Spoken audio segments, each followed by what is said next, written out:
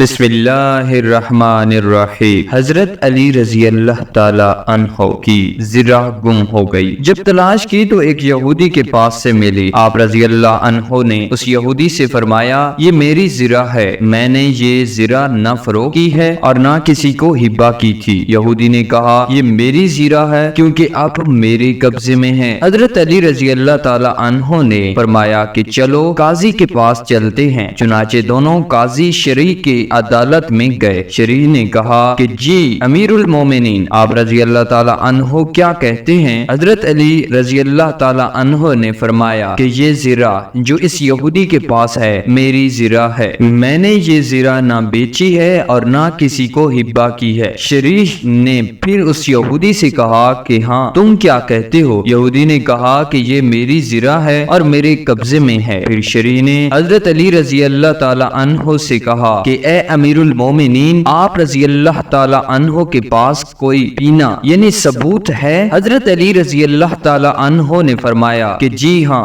یہ کمبر یعنی ان کا حضرت علی کا غلام تھا اور حسن رضی اللہ تعالی عنہ میرے گواہ ہیں کہ یہ زرہ میری ہے۔ شرعی نے کہا کہ بیٹے کی گواہی باپ کے حق میں تو جائز نہیں، لہذا فیصلہ یہ ہے کہ یہ زرہ اس یہودی ہی کی ہے۔ وہ یہودی اس فیصلے سے بے حد متاثر ہوا اور متعجب ہو کر کہنے لگا، امیر المومنین خود مجھے اپنے قاضی کے پاس لے کر آئے اور ان کے قاضی نے بھی انہی کے خلاف فیصلہ سنا دیا۔ میں گواہی دیتا ہوں کہ یہ دین حق ہے، میں گواہی دیتا ہوں کہ اللہ کے سوا کوئی معبود نہیں، اور میں گواہی دیتا ہوں کہ محمد اللہ کے رسول صلی اللہ علیہ وآلہ وسلم ہیں۔ اے امیر المومنین، یہ زرہ آپ ہی ہے، لے لیجیے۔